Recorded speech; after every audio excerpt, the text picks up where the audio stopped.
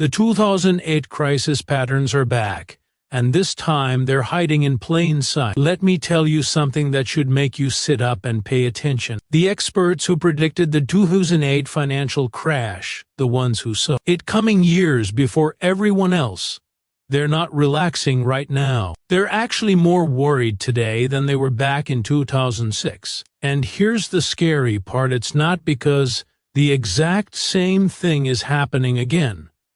That would actually be easier to deal with. No, they're worried because the problems in our financial system have gotten smarter. They've learned from 2008. They've moved to places where nobody's really watching them. And all the proof you need isn't hidden in some secret vault. It's right there in public reports, in government data, in charts that would terrify you if you knew what you were looking at. By the end of this video, you're going to know exactly how to read those warning signs. Before we dive in, I need to make something crystal clear. I'm not here to tell you the stock market is going to crash next Tuesday. I'm not going to tell you to sell everything and hide in a bunker. That's not what this is about. What I'm going to do is show you how to recognize patterns. I'm going to show you the warning signs that showed up before the worst financial disaster in modern history. And then we're going to honestly look at whether those same signs are popping up right now. Because here's the thing that keeps me up at night. Back in 2006, all the information was available. The data was public. The warning lights were flashing bright red. But most regular people didn't know what to look for. They didn't understand how everything was connected. And by the time they figured it out, it was already too late. Their savings were gone. Their homes were underwater. Their jobs had disappeared. I don't want that to happen to you. So let's start with a simple question that's actually much deeper than it seems. What really caused the 2000 financial crisis? If you ask most people, they'll say bad mortgages or subprime loans. And sure, that's technically true, but it's like saying World War I happened because someone shot an archduke. Yeah, that was the trigger, but the real bomb had been building for years. The 2008 crisis wasn't really about bad mortgages. It was about a financial system that had become so tangled up, so connected, so complicated that when one piece broke, the entire thing came crashing down. Think of it like a house of cards, except this house of cards was holding everyone's retirement savings, their homes, and their jobs. The crisis was about risks that had snuck out of normal banks and into something called the shadow banking sector. Basically, financial companies doing bank stuff without bank rules. It was about regulators who couldn't see what was happening because everything had gotten too complex for them to track. It was about people getting rewarded for making quick money while ignoring the long-term disasters they were creating. And most importantly, it was about everyone believing that this time is different, that the old rules didn't matter anymore, that somehow we'd figured out how to make risk disappear. Spoiler alert, we hadn't. So, when I look at where we are in January 2026 and ask if the warning signs are back, I'm not looking for the exact same bad mortgages. I'm looking for those deeper patterns, the connections, the complexity, the risk hiding in places nobody is watching, the bad incentives, and that dangerous belief that we've somehow beaten the system this time. And what I'm finding is disturbing enough that I felt like I had to make this video and share it with you. Let's talk about the most obvious parallel first: commercial real estate. Back in 2006 and 2007, the problem was houses. Regular people were getting loans. They couldn't afford to buy houses that cost way too much. Today, the same thing is happening with office buildings, shopping centers, and commercial properties. And in some ways, it's actually worse than last time. Here are the numbers you need to know. As of the end of 2025, the rate of people not paying back their commercial real estate loans has hit 7.29%. That's almost 6 times higher than regular bank loan defaults. Empty office buildings are everywhere. About 20% of office space across the country is sitting vacant. In cities like Austin and San Francisco, it's even worse, and here's the number that should really make your stomach drop. In 2020 alone, $957 billion worth of commercial real estate loans came due. That's nearly triple the normal amount over the past 20 years. And 2026 is bringing another $663 billion in loans that need to be paid back. Banks are holding almost half of that debt. Now think about this. What happens when a commercial real estate loan comes due and the building is worth less than what's owed on it? Or when the owner can't find enough tenants to make the payments, especially with interest rates so much higher now? In a normal market, some people would default, some buildings would get sold cheap, and eventually things would balance out. But we're not in a normal market. Something called extend and pretend has been happening for years. Banks have been pushing back payment dates, restructuring loans, doing whatever they can to avoid admitting they have losses on their books. A survey of 850 commercial real estate executives found that more than half of them have loans coming due this year, but only 1 out of 10 expects to actually pay off their loans in full. The rest are hoping for extensions, restructuring, or just praying the market magically recovers in time. This isn't a crisis in slow motion. It's a frozen crisis. The losses are real. The buildings are worth less than the loan, but nobody's admitting it on paper yet. Sound familiar? Back in 2010, people were already defaulting on their mortgages, but the financial system pretended everything was fine because their computer models said the damage was contained. We all know how that turned out, but commercial real estate is just the first domino. Let me show you where the real danger has been hiding. After 2008, regulators came down hard on banks. They made banks hold more money in reserve. They started doing stress tests. They restricted the risky lending that caused the crisis. And honestly, that was probably necessary. But here's what nobody talks about. The risk didn't disappear. It just moved. It migrated to something called the shadow banking sector. These are private credit funds, hedge funds, insurance companies acting like lenders, basically anyone doing bank-like activities without being regulated like a bank. As of December 2005, the shadow banking sector crossed $1 trillion in assets for the first time. Let that sink in. $6 trillion. The shadow banking sector now makes up 51% of all financial assets in the world. It's literally bigger than the actual banking system. And inside this massive shadow sector, one piece has grown faster than almost anything else: private credit. Back in 2000, the private credit market was about $14 billion.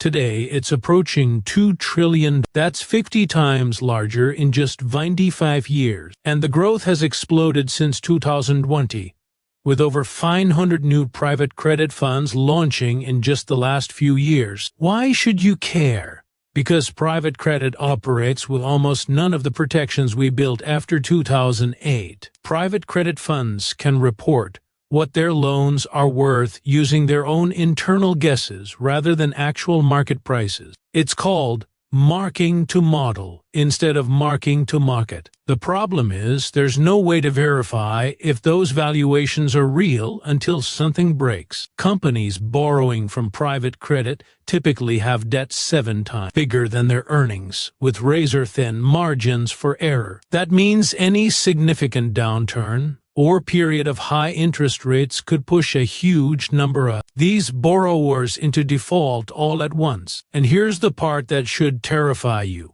The part that connects all this back to regular banks and makes it everyone's problem, not just a problem for wealthy investors, Banks have become major funders of private credit. As of late 2024, banks provided $95 billion in committed credit lines to private credit funds. Commercial loans to these non-bank financial institutions reached $1.14 trillion. Bank loans to these shadow banking firms have been the single fastest growing type of lending, rising 26% every year since 2012. So when people say banks are safer now, when they point to the higher requirements, stress tests, they're technically right about the direct risks on bank balance sheets, but they're completely missing the indirect exposure through the shadow banking system. The risk moved, but all the connections are still there, waiting to pull everything down together. Jamie Dimon, the CEO of J.P. Morgan Chase, the biggest bank in America, said something in October 2025 that should make everyone's blood run cold. When talking about problems emerging in bank loans to these non-bank finance companies, he said, "When you see one cockroach, there are probably more. Everyone should be forewarned on this one." When the CEO of America's largest bank uses the word cockroach to describe emerging problems, that's not a casual comment. That's a warning siren. Now let me show you how all of this connects to regular people like you and me. Consumer debt. Americans now owe $1.23 trillion on credit cards as of the third quarter of 2025. That's the highest level ever recorded since they started tracking this in 1999. It's 60% higher than it was just 4 years ago in early 2021. The average American household is carrying about $9,300 in credit card debt, and they're paying an average interest rate of 22%. But here's what makes this scarier than just big numbers. We're seeing what economists call a K-shaped economy. The top half is doing fine. The bottom half is drowning. Research shows that the wealthiest 10% of people now account for almost half of all spending in the United States. As one analyst put it, the bottom half of the economy is already in recession. This matters because it affects how well the overall economy can handle shocks. When spending is concentrated among the wealthy, the economy becomes completely dependent on asset prices, stocks, real estate, private investment. When those assets drop in value, the wealthy pull back on spending, and there's nothing underneath to catch the fall. And speaking of assets, let's talk about the elephant in the room, the artificial intelligence bubble. Now, I need to be careful here because I'm not saying AI isn't real or won't change things. It very well might, but bubbles aren't about whether something is real. They're about whether the prices make any sense. The big technology stocks heavily involved in AI now make up more than a third of the total value of the S&P 100. A Harvard economist calculated that investments in AI technology made up more than 90% of GDP growth in the first half of 2025. Think about that. 19%. That's not a diversified, healthy economy. That's an economy balanced on one leg. One economist put it perfectly. We seem to be getting over our skis.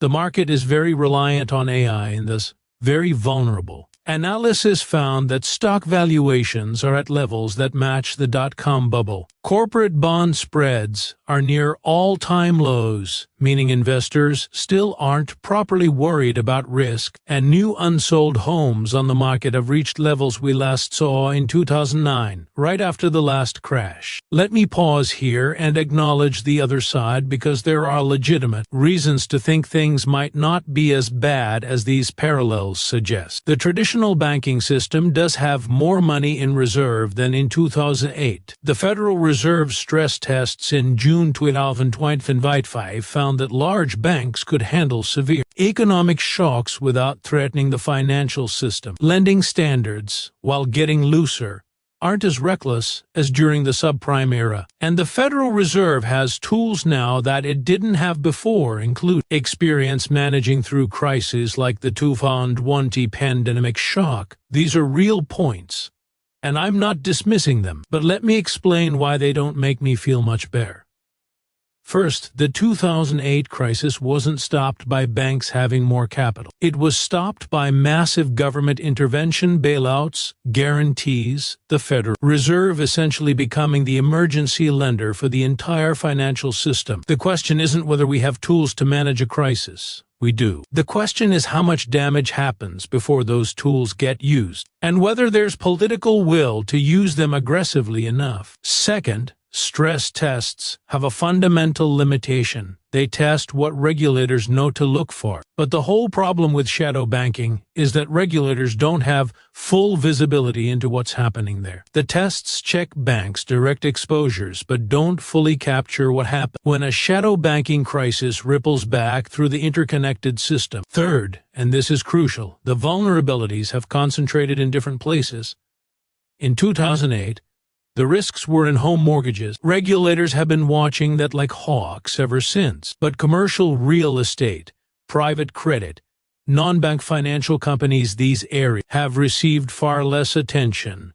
And that's exactly where the stress is building. Let me give you a specific example of how these connections work. Regional and community banks. These smaller banks hold the most concentrated exposure to commercial real estate. Over 900 banks still carry commercial real estate exposure above 100% of their capital. Many are smaller institutions that can't afford the sophisticated risk management of bigger banks. As of mid-2023, banks are sitting on approximately $500 billion unrealized losses on their investment portfolios. These are securities they bought when interest rates were low that are now worth less because rates went up. The losses aren't realized because the banks haven't sold them yet. But if they're ever forced to sell, if depositors start withdrawing money and the bank needs cash, those losses become real instantly. We saw exactly this scenario play out in early 2023 with Silicon Valley Bank. The bank announced it would take a $2 billion loss on security sales. 3 days later, regulators shut it down. The lesson from 2023 is that bank runs happen faster now than they used to. In the age of mobile banking and social media, deposits can disappear in hours, not weeks. That speed means the margin for error is tiny. Problems that might have been manageable when banks had time to respond become fatal when they happen overnight. So what's the timeline? When might these risks actually blow up? This is the question everyone wants answered, and it's the one I'm most hesitant to answer. Timing financial crisis is essentially impossible. The housing bubble was obvious by 2005. But the crisis didn't hit until 2008. Markets can stay irrational longer than you can stay solvent, as the saying goes. But there are some timing factors worth noting. The wave of commercial real estate loan payments is peaking right now, and will continue through 2026. The extend and pretend strategy that's been hiding losses is running out of time. Economic forecasters are putting recession probabilities at elevated levels. Moody's puts the risk at 42%. JP Morgan sees a 40% chance. These aren't crazy doomsayers. These are mainstream institutions saying the odds of a recession are meaningful. Some economists have specifically identified late 2025 through early 2026 as the time of greatest vulnerability. That's right now. But here's the thing about crises. The trigger is often something nobody predicted. In 2008, the final cascade was set off by Lehman Brothers going bankrupt. But 6 months before, most people thought Lehman would be fine. The housing problems were supposed to be contained. They weren't. So rather than trying to predict exactly when something might break, I think the more useful question is, what should you be watching for? What are the early warning signs that would tell you stress is moving from background noise to active crisis? First, watch regional bank stocks with significant commercial real estate exposure. When these stocks start dropping sharply on high volume, it often comes before actual credit events. In October 2025, we saw a preview when disclosures about loan losses triggered sell-offs that drew comparisons to the 2023 banking crisis. Second, watch credit spreads. the difference between yields on corporate bonds and treasury bonds. This tells you how worried investors are about default risk. Spreads are near historic lows right now, which actually means people are too relaxed. When they start widening rapidly, it means fear is entering the market. Third, watch private credit fund valuation. Because these funds use their own models, you won't see real-time prices, but you will see trading in secondary markets. When private credit positions start trading at steep discounts to their stated values, it means the model valuations are fantasy. Fourth, watch the commercial mortgage-backed securities market. Delinquencies have already risen to concerning levels. Watch for acceleration. A move from 7% to 10% delinquency might not sound dramatic, but in a leveraged system, these percentages compound fast. Fifth, and this is perhaps most important, watch for speed. The defining characteristic of modern financial crises is how fast they move. The 2023 regional bank failures happened in days. The 2020 market crash happened in weeks. If you're waiting for a slow build, for warning lights and sirens, you might miss it entirely. Modern crises happen before most people realize a crisis is happening. So what should you actually do with this information? This is where I'm going to be very careful because I'm not a financial advisor. And even if I were, I don't know your specific situation. But I can tell you what historically informed investors do when they see patterns like this emerging. They don't try to time the market.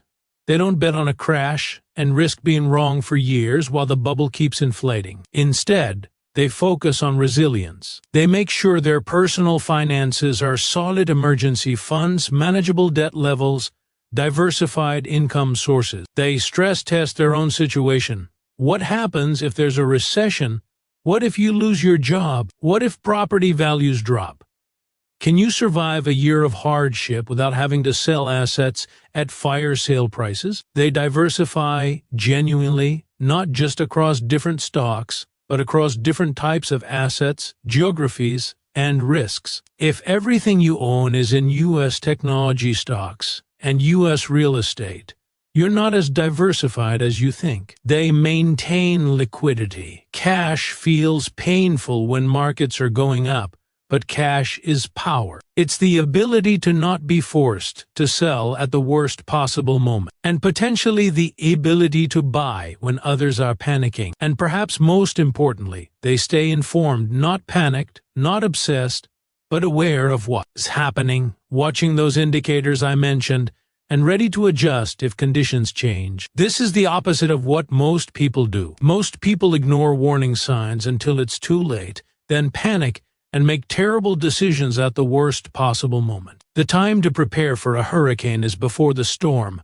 not when the winds are already howling. Let me close with something that often gets missed in discussions about financial crises: who actually pays the price? In 2008, millions of ordinary people lost their homes, their jobs, their retirement savings. Meanwhile, the institutions that created the crisis got bailouts.